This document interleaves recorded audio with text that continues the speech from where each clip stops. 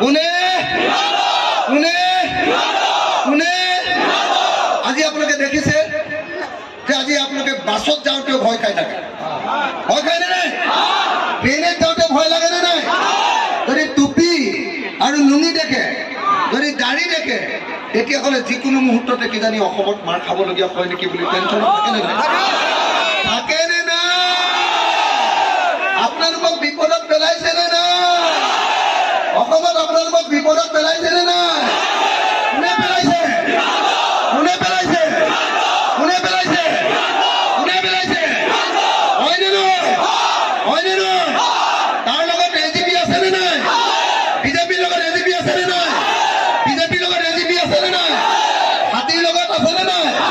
পদুম ফুলৰ লগত হাতী আছে নে নাই? গতিকে আপোনালোকে হাতীক ভোট দিব নেকি?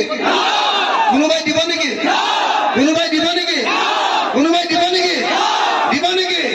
মই ওপৰৰ মানুহক সুধিছো, হয়নে নহয় কথাটো? হয়নে নহয়? হয়নে নহয়? হয়নে নহয়? এতিয়াহে মাতটো আহিছো।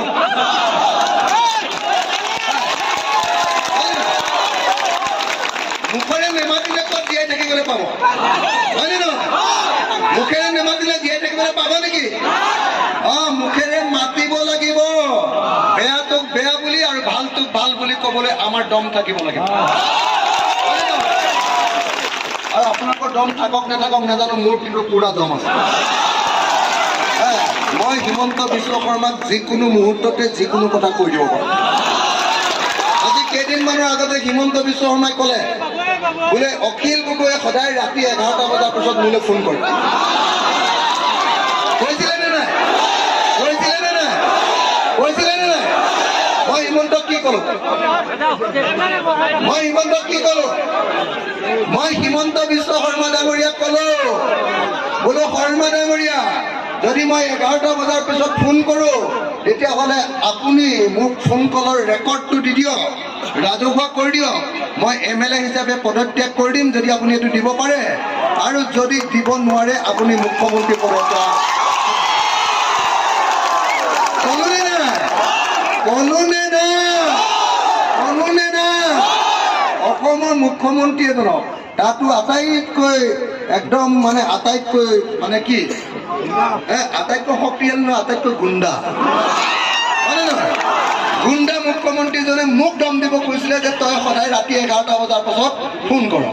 কংগ্ৰেছৰ মানুহবিলাকক এনেকৈ কৈ যাম আৰু আপোনালোকে লগে লগে মোৰ পিছে পিছে গাই যাব দেই। তো এই জেগাটোৰ নাম কি বুলি কওঁ? বৰনগৰ। মই কৈ গৈছো